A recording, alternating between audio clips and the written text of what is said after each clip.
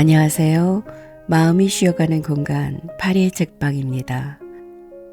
사람은 나이가 들수록 점점 많은 것을 포기하며 살아갑니다.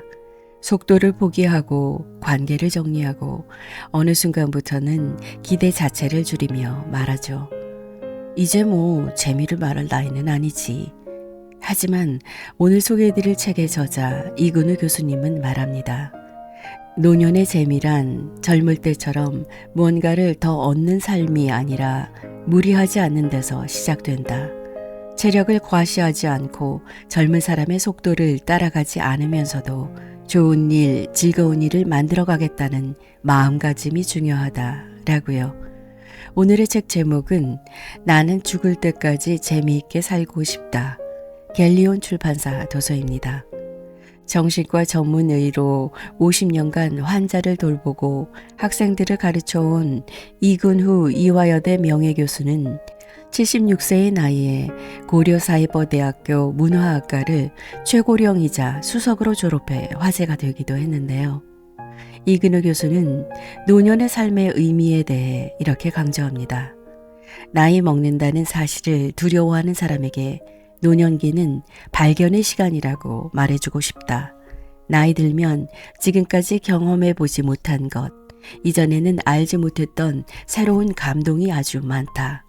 노년기에 필요한 것은 현재의 나이와 자신의 상태에서 누릴 수 있는 즐거움을 찾아내는 것이다. 책을 읽다가 저는 문득 마음속에 떠오르는 한 분이 생각났습니다. 그분은 아주 오래전에 제가 과외 학생을 가르치러 방문한 집에서 가사 도우미 겸 아이 돌보미로 일하시던 분이었는데요. 항상 밝은 모습으로 일하시고 정말 즐겁게 아이들을 케어하는 모습이 인상적이었습니다.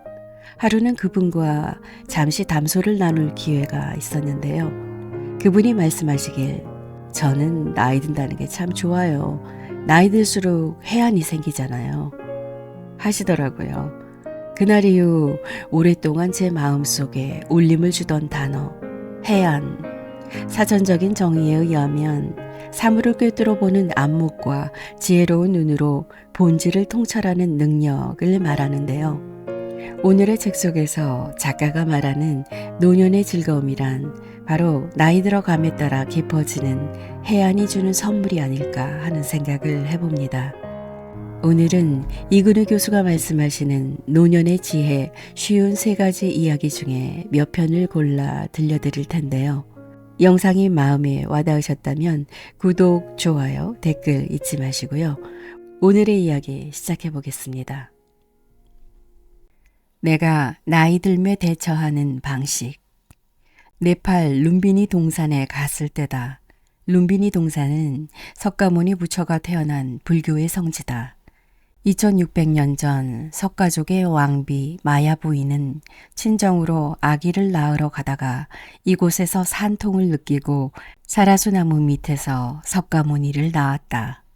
아름다운 숲이 우거진 낮은 언덕을 상상했는데 막상 보니 룸비니 동산은 밋밋한 정원처럼 보였다.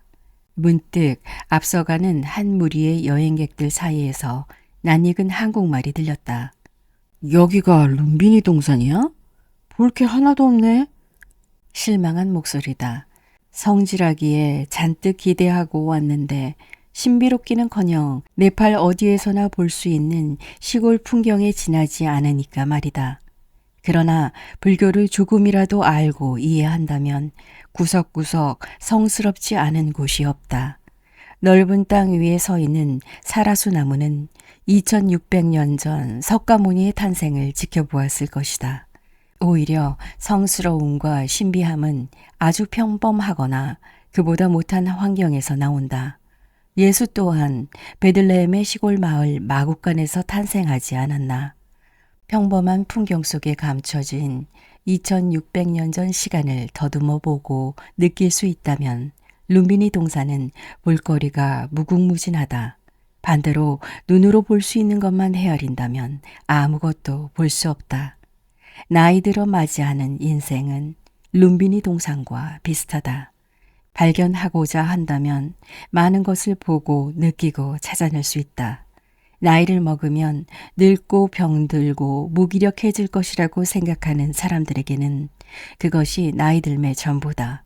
그러나 내가 생각하는 노년은 잔잔한 호수를 떠나는 나룻배다. 나룻배는 동력이 거의 없다. 젊은 날에 소진했기 때문이다. 조금 남아있는 힘으로 저어야 하는 나룻배는 천천히 갈 수밖에 없다. 배의 속도에 맞춰 주위 풍경도 천천히 흘러간다. 평소 보지 못한 많은 것들에 눈길이 닿고 작은 소리도 가깝게 들려온다. 나무의 푸른 이파리, 나무의 둥지를 튼 새들의 지저김, 일렁이는 물결, 그리고 노를 젓는 내 손등에 도드라진 힘줄까지 새로운 의미로 다가온다. 노년은 인생에서 느린 속도가 허락된 시간이다. 노인은 뭐든 천천히 해도 용납이 된다.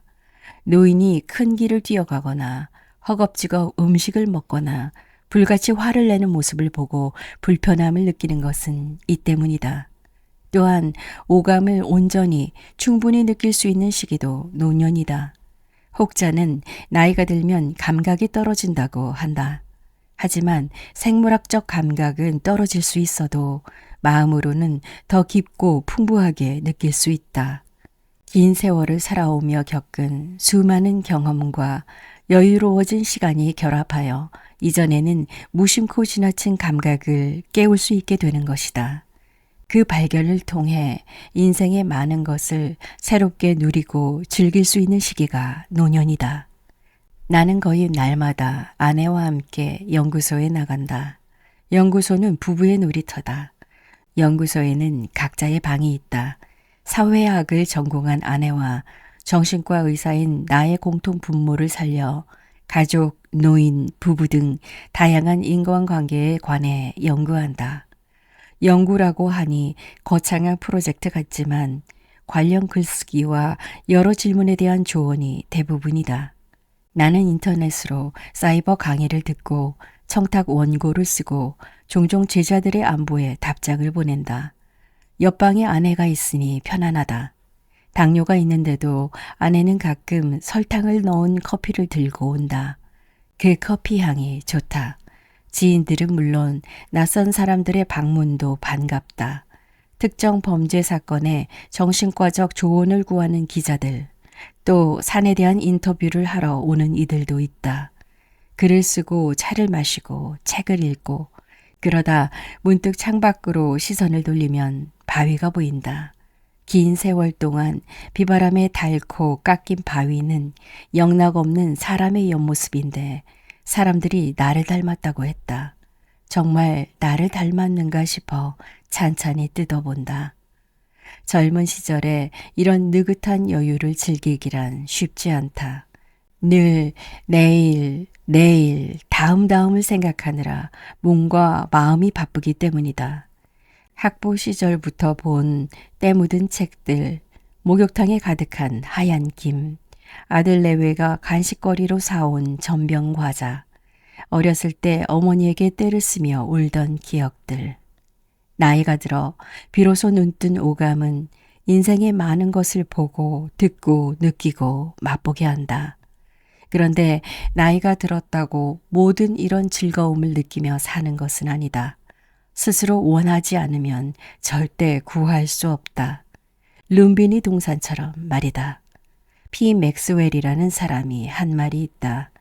나이 먹는다는 사실을 두려워하는 사람에게 노년기는 발견의 시간이라고 말해주고 싶다. 만약 그가 무엇을 발견하라는 말이냐고 묻는다면 나는 혼자 힘으로 발견하셔야 합니다. 그렇지 않으면 발견이 아닐 테니까요. 라고 대답할 수밖에 없다. 동감이다. 네팔인 친구 라즈반다리 씨와 히말라야 고산 트레킹을 갔을 때였다. 2주 동안 5,000m 고봉을 걷는 일정이었다. 한 걸음 한 걸음 내디디면서도 내 눈은 늘 고봉에 가 닿아 있었다. 저기 어디쯤에 목적지가 있을 것이라 생각했다. 꽤 높이 올라갔을 즈음 앞서 걷던 라스반다리 씨가 갑자기 땅바닥에 앉더니 나보고 옆에 와서 누워보라고 했다. 그는 뜬금없이 물었다. 이 선생, 무슨 소리 안 들립니까? 무슨 소리요? 아무것도 안 들리는데요? 라즈반다리 씨는 자꾸만 무슨 소리가 안 들리느냐고 여러 번이나 물었다. 미안해서 들린다고 거짓말을 했는데 가만히 누워있으니 정말 희미한 소리가 들려왔다. 풀벌레 소리였다. 바람 소리도 들렸다. 옆으로 눈을 돌리자 벌레들이 꾸물거리고 개미도 열을 지어 기어가고 있었다.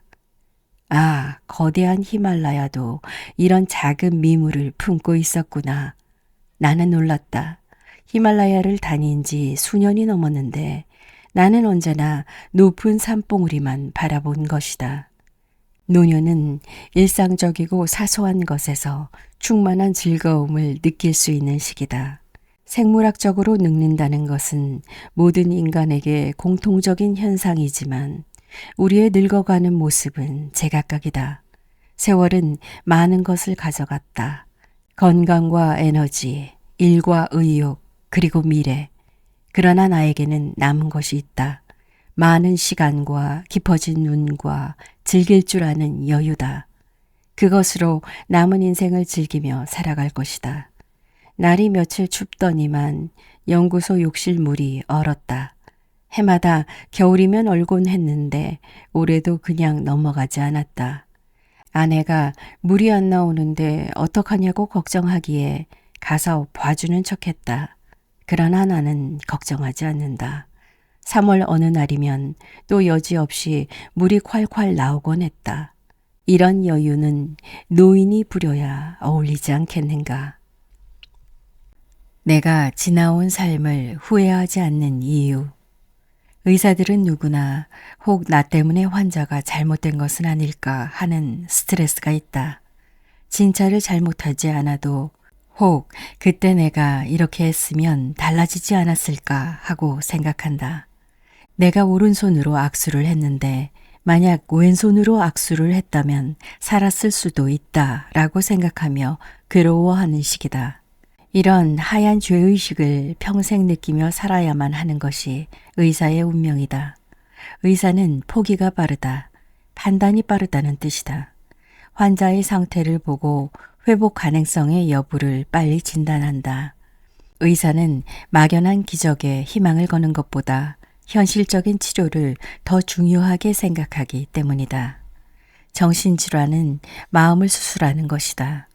찢어진 피부는 꿰매고 세균 감염에는 항생제를 쓰면 되지만 마음이 아픈 것은 치료 과정이 훨씬 복잡하다. 사람의 마음은 신체와 달리 100이면 100, 사람이 모두 다르다. 55니 66이니 옷 사이즈처럼 규격화할 수 없다. 치료 방법은 철저히 개인 맞춤형이어야 한다. 보통 의사의 고충과는 또 다른 어려움이다. 안나 프로이트는 정신분석학의 대가인 프로이트의 딸이자 정신과 의사다. 가까이 지내는 선배 의사가 영국에서 그녀를 만나고 와서 이런 이야기를 들려주었다. 그녀는 정신질환을 앓는 어린이를 잔뜩 모아놓고 치료 중이었다. 그런데 아이들의 증세가 심각해 사람으로 보이지 않을 정도였다. 선배는 답답한 마음을 감추고 안나에게 물었다. 이 아이들은 완치가 가능합니까? 그녀가 대답했다. 아니요. 나는 의사로서 할 수 있는 가장 좋은 방법으로 치료를 해줄 뿐입니다. 나의 진료 원칙도 안나 프로이트와 비슷하다. 아무리 심한 정신장애 환자라도 그들의 인식 수준에서 느낄 수 있는 기쁨과 즐거움이 있다. 그 기쁨을 찾아주는 일이 정신과 의사로서 내가 할 수 있는 일이다. 만성 정신질환자들을 수용한 병원에서 만난 K는 20년 넘게 말을 하지 않는 환자였다. 젊은 정신과 의사들은 회복 불가능한 환자라며 그를 상담조차 하지 않았다. 나는 그가 좋아하는 먹을거리를 사놓고 그를 기다렸다. 멀뚱한 표정으로 나를 바라보기만 하던 그는 차츰 나와 이야기를 나누면 맛있는 음식을 먹을 수 있다는 걸 알게 되었다. 그가 입을 열기까지 무려 2년이 걸렸다. 그리고 내가 그 병원을 그만둘 쯤에 그는 옆에 있던 환자가 무슨 말을 했는지 일러바칠 정도로 말이 많아졌다. 물론 K가 사회로 나가 보통 사람처럼 살 수는 없다. 그러나 그는 비록 병원이라는 한정된 공간이지만 나 아닌 다른 사람들과 이야기를 나눌 수 있게 되었다. 지금까지와는 전혀 다른 차원의 세계에서 살게 된 것이다. 그것만으로도 나의 치료는 성공이라고 할 수 있지 않을까. 또 다른 환자는 지구가 곧 멸망한다는 정보를 우주 밖에서 전달받았으며 곧 자신을 태울 우주선이 도착할 것이라고 했다. 그는 감시받고 있다면서 늘 주위를 살폈고 사람을 믿지 못했다. 나는 그의 얘기를 진심으로 경청했다. 한 번씩 질문을 던지기도 했다. 그러던 어느 날 그는 아주 조심스럽게 내 귀에 속삭였다. 이 박사님도 우주선에 태워드리겠습니다. 그러나 절대 다른 사람한테는 이 사실을 말해서는 안 됩니다. 그래서 나는 알았다고 말했다. 나에 대한 믿음이 생긴 것이다. 50년 동안 헤아릴 수 없이 많은 환자를 진료해왔다. 보통 상식으로 이해하기 힘든 이상한 사람도 만났고 말도 뜻도 아무것도 통하지 않는 그야말로 벽이라고밖에 할 수 없는 이들도 꽤 있었다. 그들 모두 환자와 가족들이 원하는 한 끝까지 진료했다. 후회는 없다.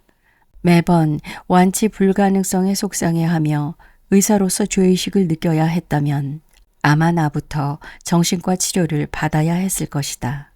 모든 환자에게 100% 정상인처럼 행동하는 완치를 기대하기보다 어떤 환자에게는 단지 조금 나아지는 것이 100%일 수도 있다는 사실을 받아들였기에 환자를 진심으로 대할 수 있었다. 결과가 불만족스럽다고 해도 내가 할 수 있는 만큼 하는 게 더 중요한 것이다. 그래서 그런지 후회는 없다. 인생도 마찬가지이다. 지나온 삶을 돌이켜보면 더 잘할 수 있었을지도 모른다는 아쉬움은 잠깐씩 들지만 후회하지는 않는다. 나는 그때 내가 할 수 있는 만큼은 분명히 했다. 그것으로 된 것이다. 순간순간 뭔가 부족한 듯 느껴지고 잘한 것인지 의심스럽더라도 내 몫에 주어진 일을 거부하지 않고 해냈다면 나이 든 뒤에 돌아보는 삶은 그런대로 만족스럽다. 마치 어려운 책을 끝까지 읽은 뒤 마지막에 이해되듯이 누구에게나 나쁜 과거, 아쉬운 기억, 후회가 있다. 나이가 들어갈수록 회상, 아쉬움, 불만 등 기억의 가지수는 늘어간다. 우리는 곧잘 과거 속에 빠진다. 이미 지나간 것이라는 사실을 알면서도 과거는 곧잘 현실을 가로막는다. 불가에 지금 내가 선 자리를 꽃방석으로 만들라 라는 말이 있다. 과거도 미래도 보지 말고 지금을 보라는 말이다. 그럴 수만 있다면 얼마나 좋겠는가. 하지만 노력해야 한다. 과거는 우리에게 아무것도 주지 않는다. 미래도 마찬가지이다. 우리는 늘 오늘을 살 뿐이다. 석불을 보기 위해 경주 남산에 수십 번 올랐다. 그곳에는 오랜 세월 동안 깨지고 헐어지고 사라졌지만 곳곳에 100여 개나 되는 석불이 남아있다. 신라인들은 왜 이렇게 많은 석불을 만들었을까? 아마도 남산에서 이상향을 꿈꾼 것이 아닌가 싶다. 죽어서 서방정토에 갈 게 아니라 현실의 극락을 만들어 놓고 그곳에 수시로 놀러가 인생의 고단함을 잠시나마 내려놓고 쉬어갔던 것이다. 과거는 과거다. 살아온 시간이 길수록 몸이 바쁘지 않을수록 과거 속에 살기 쉽다. 제일 좋은 것은 과거를 잊어버리는 것이지만 완전히 잊기란 불가능하다. 그렇다면 갖고 놀아라. 과거는 심심할 때 잠깐 불러내 가지고 노는 것쯤으로 생각하면 어떠한가. 내가 최선을 다하라 라는 말을 싫어하는 이유. 언론 인터뷰 때 꼭 받는 질문이 좌우명이 뭐냐, 삶의 철학은 무엇이냐는 것들이다. 평생 마음이 아픈 환자들을 진찰하고 학생들을 가르쳐온 노학자에게 무언가 삶의 특별한 비결이 있을 거라 생각하는 듯하다. 그러나 철학은 정장 입은 상식이라는 말이 있듯이 밥 먹고 일하고 공부하는 일상의 상식이 철학이다. 그런 점에서 특별히 내세울 만한 삶의 철학은 없다. 그래도 굳이 묻는다면 나의 답은 언제나 같다. 차선으로 살자. 그러면 상대는 좀 뜻밖이라는 듯한 표정으로 되묻는다. 세상은 최선을 다해 살라고 하는데 왜 당신은 차선으로 사느냐고. 나는 최선이라는 말이 싫다. 최선은 내가 가진 100을 다 쓰라는 말이다. 그러면 씨앗을 먹어치운 농부처럼 내일을 기약할 수 없게 된다. 차선이라고 해서 적당히 하다가 내키는 대로 그만두는 것은 아니다. 무엇이든 완벽에 매달리기보다 잘하는 정도에서 즐기고 만족한다는 뜻이다. 최선을 다하자고 하면 1등, 최고를 추구하게 되고 그것은 경쟁을 부추길 뿐 행복감을 주지는 못한다. 중학교 2학년 때였다. 전교 1등을 하고 싶어 정말 열심히 공부했다. 잠도 줄이고 책상에만 붙어 있었다. 수학 실력이 부족해서 교과서에 나온 문제 유형을 아예 통째로 외워버렸다. 1등을 했다. 그러나 기쁨은 잠시였다. 다음 시험에서 밀려날지도 모른다는 걱정에 아무것도 할 수가 없었다. 어린 마음이었지만 최선을 다하는 삶이 행복하지 않을 수도 있구나라는 막연한 생각을 했던 것 같다. 차선으로 살아서인지 나는 무슨 일이든지 오래도록 꾸준히 하는 습관이 있다. 중고등학교 시절에는 미술반에서 그림도 제법 그렸고 시인을 꿈꾸기도 했다. 그러나 대학 진학을 앞두고 내가 화가로서 창의적인 자질이 있는지 진지하게 고민한 결과 아니라는 답을 얻었다. 좀 더 연습하면 솜씨가 늘긴 하겠지만 나에게 근본적인 예술가적 자질은 없는 것 같았다. 뼈아픈 자기 성찰이었다. 하지만 그림과 시로 다른 사람의 인정을 받을 수는 없어도 내가 즐길 수는 있으니 다행이라고 생각했다. 시를 멋지게 쓰지는 못해도 다른 사람이 쓴 좋은 시를 알아보고 즐겨 읽을 수 있어 좋았다. 대학에 입학한 뒤 산에 오르기 시작했다. 나의 주도로 대학 산악부가 만들어졌고 1982년 히말라야에 올랐다. 당시에는 산을 정복의 대상으로 삼는 것이 일반적이었다. 그러나 내 생각은 달랐다. 나는 등산하는 행위 자체에서 기쁨을 느꼈다. 그래서 매번 즐겁고 유쾌한 기분으로 산에 안겼다. 정상을 목표로 오르는 도중에도 눈이 많이 오거나 하면 그 길로 산을 내려왔다. 정상에 오르지 못한 아쉬움 대신 그림처럼 아름다운 설경을 감상하는 또 다른 즐거움을 얻었구나 생각했다. 네팔 의료 봉사를 시작하고 네팔 캠프를 열어 우리나라와 네팔 문화 교류를 활발하게 만들었는데 이 또한 정상 등정이 목적이 아니었기 때문에 가능했던 일이다. 산을 오르면서 네팔 사람들을 만나고 그들을 도와주고 싶은 마음이 우러나 의료 봉사를 시작했다. 또 그들의 삶을 직접 접하고 대화를 나누면서 네팔의 역사와 문화 수준이 높음을 알게 되었고 이를 우리나라에 소개하기에 이른 것이다. 의사가 된 뒤에도 그림과 시와 산은 늘 함께했다. 환자 치료에 그림과 글을 응용했다. 지금 생각하면 의사로 일하면서 기본적인 의학적 치료에 더하여 예술적인 환경을 만들어 치료 효과를 높인 것은 나의 예술적 감수성 덕분이 아닌가 싶다. 보육원 봉사를 하면서 무화 문화사랑방을 열게 된 것도 같은 맥락이다. 불우한 아이들에게 단지 의식주만 해결해 주는 것을 넘어 시와 그림을 통해 문화적 감수성을 키워주고 긍정적인 성격을 만드는 데 도움을 주고자 한 것이다. 직접 쓴 시와 산문을 발표하는 아이들의 얼굴에 넘쳐나는 자부심과 만족감은 고스란히 나의 기쁨이 되었다. 또 시를 좋아하는 사람들과 달마다 한 번씩 가졌던 시낭송 모임은 벌써 14년 넘게 이어져 오고 있다. 이 많은 일을 할 수 있었던 것은 늘 나의 능력을 30%가량 아껴두었기 때문이다. 한 가지를 완벽하게 해내려면 그 일에 시간과 능력을 전력 투구해야 한다. 1등을 하기 위해 바닥까지 짜내다 보면 옆을 바라보지 못하게 된다.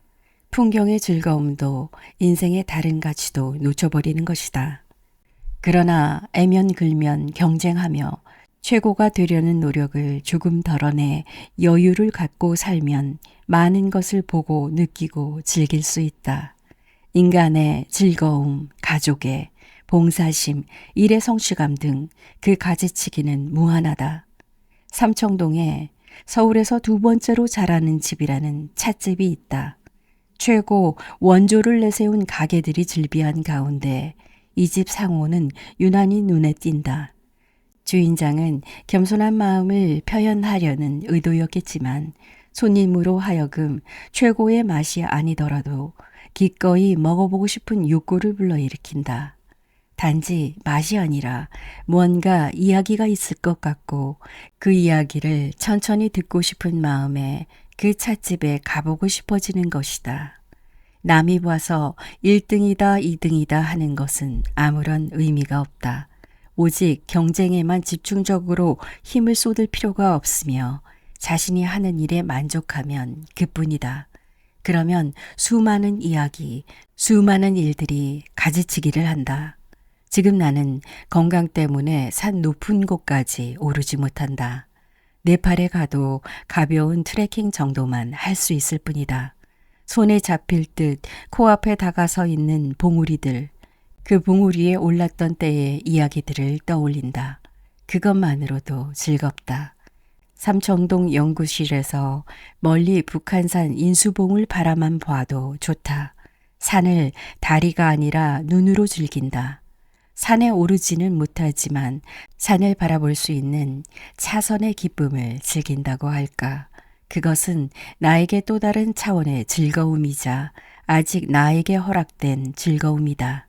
세월이 흘러 자리에 눕는 날이 오게 되더라도 나는 침대 위에서 히말라야 동영상을 보며 머릿속으로 신나게 등반할 것이다.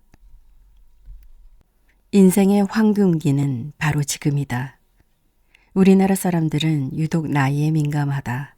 처음 만나는 사람도 나이부터 묻는다. 기자들이 나를 인터뷰하고 쓴 기사에는 언제나 이름 뒤 가로 안에 나이가 적혀 있다. 평소 나이를 잊고 살기에 그 숫자를 보면서 내 나이가 이렇구나 느끼기도 한다. 대학 시절 어느 교수님이 나에게 몇 살이냐고 물으시기에 대답했더니 고개를 끄덕이며 웃기만 하셨다. 인턴이 된 뒤 그 교수님이 또 나이를 물었다. 내가 대답하니 이번에는 참 좋을 때다 라고 했다. 전문의가 되었을 때도 같은 질문을 하신 뒤 정말 좋은 때다 라고 말씀하셨다. 교수님은 왜 번번이 나이를 물었던 걸까? 한참 뒤에야 알았다. 교수님은 나에게 지금 내 나이가 가장 좋을 때다는 말을 해주고 싶었던 것이다. 강연에 나가 주로 하는 이야기 가운데 하나가 인생의 황금기는 바로 지금이라는 내용이다. 나는 지금이 내 일생 중에서 가장 행복한 시기라고 말한다. 5살이면 5살이 황금기고 70살이면 70살이 황금기다. 나는 5살 때 죽을 병에 걸렸지만 죽지 않고 살아서 행복했다. 20살에는 외아들을 지나치게 과보호한 어머니의 품에서 벗어나서 자유로움을 느꼈다. 30살엔 경제적으로 힘들었지만 아내와 아이들의 따뜻한 가족애로 행복했다. 40 넘어서는 과중한 일에 지치기도 했지만 네팔에 봉사활동을 하러 가면서 새로운 기쁨을 찾았다. 돌아보면 매 시기가 행복이고 황금기였다. 죽음이 코앞에 있는데 뭐 그리 행복하냐고 하겠지만 죽음이 오기 전까지 나는 언제나 인생의 황금기를 살고 있다고 믿는다. 환자 가운데 죽을까봐 겁을 내는 이가 있었다. 그가 대학생일 때 우리는 처음 만났다.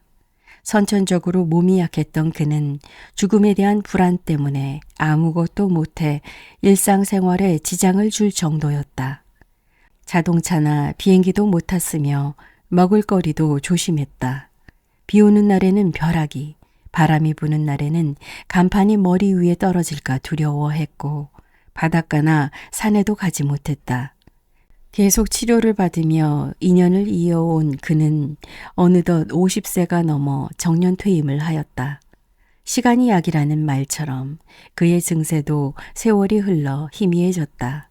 하루는 그가 이렇게 말했다. 선생님, 저는 왜 그리 죽음이 무서웠던 거죠? 그냥 재미있는 거 하고 맛있는 거 먹고 가고 싶은데 다 가보면서 살았으면 좋았을 텐데요. 그는 걱정하고 두려워하며 보낸 지난 시간을 진심으로 후회했다. 미래를 걱정하며 살았든 걱정일랑 집어치우고 살았든 결국 시간은 똑같이 흘러버리는 것을. 내일 올지 안 올지 모를 죽음을 걱정하느라 써버린 황금 같은 시간을 그는 정말 아까워했다. 나는 그에게 혹 이번에는 지난 세월을 후회하느라 지금 시간을 낭비하지 말라고 충고해 주었다. 뭔가 깨달음이 있었는지 그는 내가 참여하는 문학 동아리 모임에 나오고 싶다고 했다. 문학을 모르는데 괜찮겠느냐고 걱정하기에 나는 당장 이번 주부터 나오라고 명령했다. 인생은 여기와 지금이다. 행복을 즐길 시간과 공간은 바로 지금 여기다. 이것을 깨닫지 못하는 이들은 항상 다른 곳 바깥에만 시선을 두고 불행해야 한다. 뇌 속에서 행복한 감정을 불러일으키는 물질은 엔도르핀이다. 엔도르핀은 과거의 행복한 기억, 미래에 다가올 행복 때문에 생기는 게 아니다. 지금 내가 즐거워야 엔도르핀이 형성된다. 사람이 어떻게 늘 행복하기만 하느냐고 슬프고 괴로운 때도 있지 않느냐고 묻는 이들도 있는데 그런 이분법적인 생각에서 벗어나야 한다. 괴롭고 힘들지만 그럼에도 즐겁다고 말해야 하는 것이다. 좋든 나쁘든 나에게 닥친 이 순간에 충실할 때만이 인생은 즐거워진다. 톨스토이가 말했다. 지금 하고 있는 일을 사랑하라. 지금 이 순간을 사랑하라. 지금 만나는 사람을 사랑하라. 지난날 이따금 나에게 나이를 물으셨던 교수님을 다시 뵌다면 어떨까? 교수님은 또 물으실 것이다. 자네 올해 몇인고? 그러면 나는 대답할 것이다. 네, 78세입니다. 가장 좋은 나이지요. 당신은 어떻게 나이 들고 싶은가? 물의 깊이는 알 수 있으나 사람 속마음은 헤아리기가 어렵다는 말이 있다. 정신과 의사는 그 사람 속을 들여다보이는 직업이다. 사람들은 50년 정신과 의사로 살아온 내가 사람 속을 훤히 꿰뚫어보고 삶의 지혜를 통달한 줄 안다. 게다가 나이 들면서 적당한 주름과 은빛 머리칼까지 갖추니 원숙해 보이는 나의 풍모가 그런 오해를 더하는 듯하다. 인생을 잘 사는 비결 하나쯤 기대하고 질문을 던진 이들은 아마도 나의 대답이 싱겁기조차 할 것이다. 가령 어떤 이들은 요즘 하루를 어떻게 여십니까? 라고 묻는데 뻔한 하루를 특별하게 시작하는 방법을 알려달라는 속셈이다. 나는 대답한다. 아침에 눈을 뜨면 텔레비전을 켭니다. 이불 속에서 좀 더 자볼까 싶고 또 오늘 할 일에 대한 부담이 떠올라 눈을 뜨기 싫지만 뉴스를 들으며 차츰 잠에서 깨어납니다. 출근 준비를 하다 보면 어느새 무거웠던 마음은 하루가 시작되었구나 하는 감사와 다행감으로 가벼워지지요. 여든을 바라보는 나도 여전히 인생의 이런저런 불안 속에서 하루하루를 살아가며 그럼에도 습관적인 하루에 지치지 않으려 애쓴다는 것. 나로서는 솔직한 고백이다. 나이 들에 대한 물음도 비슷하다. 나이 들면 뭐가 좋은가요? 하고 묻지만 나는 나이 들면 뭐가 좋겠습니까? 좋은 것은 아무것도 없습니다. 라고 답한다. 보통의 노후라면 평생 아이들 키우느라 모아놓은 돈도 많지 않고 건강도 예전만 못하다. 생물학적 노화와 사회적인 쇠퇴, 앞날에 대한 불안과 무기력함, 죽음에 대한 두려움까지 좋을 게 뭐가 있겠느냐는 반문이다. 그러나 나의 답은 계속된다. 나이 든다는 것은 누구에게나 좋은 일이 아닙니다. 하지만 누구에게나 오는 것이기 때문에 이 또한 받아들여야 할 생의 궤적입니다. 나이 들어 좋은 점이라기보다 나이 들면서 좋은 일, 즐거운 일을 만들어 가겠다는 마음가짐이 훨씬 중요하지요. 정신과 전문의로 은퇴한 뒤 나에게 감투를 주려는 단체들이 몇 군데 있었지만 모두 거절했다. 나이 들어 좋은 점은 딱 하나. 더 이상 누구의 눈치도 볼 필요가 없다는 점이다.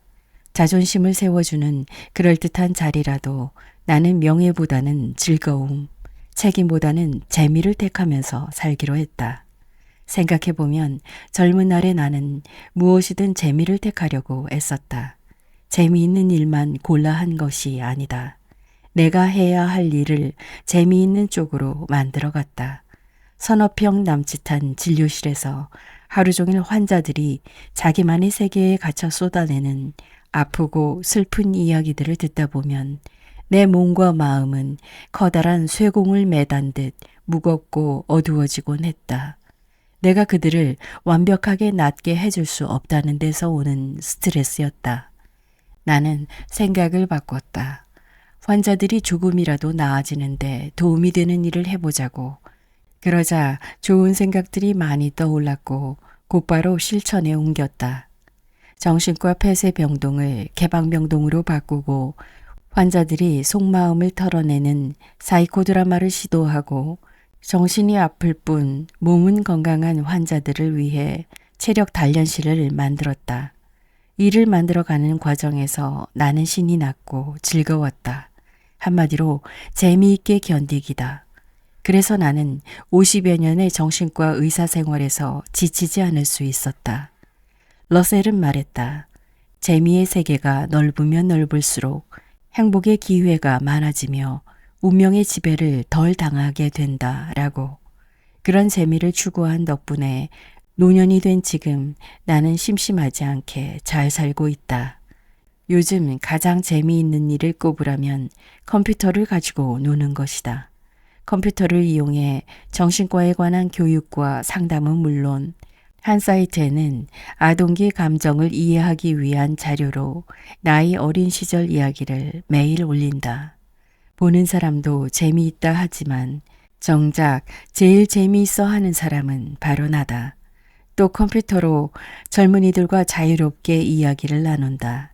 그 외에도 집에서 1시간 떨어진 북악 스카이웨이 천천히 걸어서 다녀오기, 30년 동안 의료 봉사를 해온 네팔 1년에 한 번 방문하기, 한 달에 한 번 신앙송 모임, 40년 동안 봉사해온 보육원에 들러 아이들과 놀아주기, 주말마다 내 자녀 가족과 돌아가며 저녁 식사하기, 보고 싶은 사람 불쑥 방문하기 등 지금도 재미있는 일들이 많다.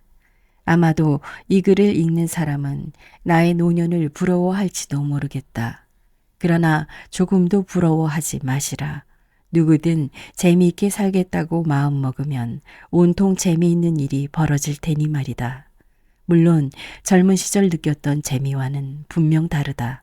그러나 젊어서나 나이 들어서나 똑같은 재미를 느끼는 일은 정말 재미없지 않을까. 바로 지금 나이에 내가 가진 것만으로도 즐거움을 느끼는 일이 진짜 재미다. 젊어서는 산 정상에 오르는 일이 재미있었다면 나이 들어서는 멀리서 바라보는 것만으로도 충분히 재미있을 수 있다. 젊어서의 재미만 생각한다면 노년은 불행하기만 하다. 바로 지금 자신에게 맞는 재미를 찾는 것이 진정 나이답게 늙어가는 일이다. 요즘 방송 토론에서 노인의 급격한 증가로 우리 사회가 짊어질 재정적 부담에 대한 걱정을 자주 거론한다. 돈이 없는 노후는 곧 고통이자 절망이라는 분위기다. 경제적인 풍요가 꼭 아름다운 노년을 만들어주지는 않음을 알면서도 우선 돈부터 해결하자고 한다. 물론 경제적 준비는 중요하다. 그러나 여기에 나이 들매 가치와 의미에 대한 고민도 함께 이루어져야 한다.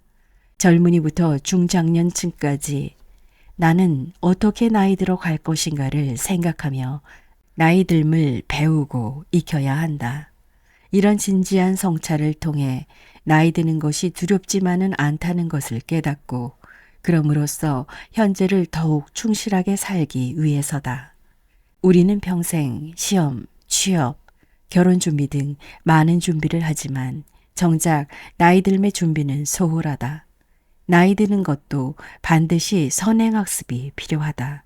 아무리 준비해도 막상 닥치면 당황하고 실수하기 마련인데 나이 든 후에 시작한다면 너무 늦다. 그동안 나는 정신과 의사로서 많은 사람들의 이야기를 들어왔다. 정신질환을 앓는 이들은 남의 말을 듣지 않는 공통점이 있다. 나는 그들의 이야기를 끝없이 들어주며 내가 말할 수 있는 기회를 기다렸다. 그들이 내 말을 듣기 시작하면 치료의 문은 조금씩 열리는 것이다.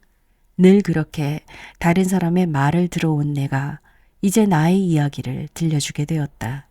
특별할 것 없는 보통 할아버지가 살아온 이야기이지만 사람들에게 내어놓을 수 있는 이야기가 있으니 한편으로는 지난 내 삶에 대한 아쉬움을 조금 덜어내는 기분이다. 나의 이야기가 인생 선행 학습의 작은 자료로 활용되어 나는 어떤 모습으로 나이 들어갈 것인가를 생각해보는 작은 불씨가 된다면 아주 기쁠 것이다.